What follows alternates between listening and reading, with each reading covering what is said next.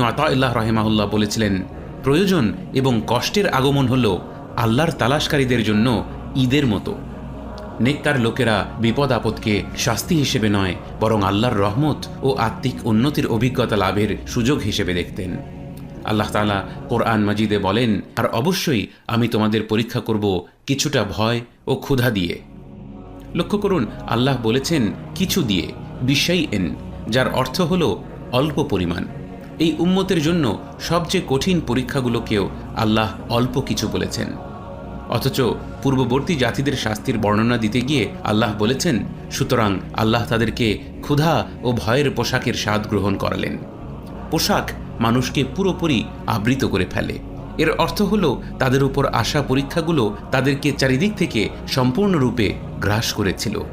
কিন্তু আল্লাহ তাঁর প্রিয় নবী মুহাম্মদ সাল্লাল্লাহু আলাইহি ওয়াসাল্লামের উম্মতের প্রতি করুণা করে বলেছেন, তিনি আমাদের পরীক্ষা করবেন কিছু দিয়ে, অর্থাৎ সম্পূর্ণ ধ্বংস নয়, বরং হালকা সীমিত এক পরীক্ষা। সুতরাং একজন বুদ্ধিমান মুমিন বিপদ আপদের সময়ে নিজের ভূমিকা নিয়ে চিন্তা করে, এই পরীক্ষার মধ্যে আমার দায়িত্ব কি, আমি কিভাবে এর জবাব দেব।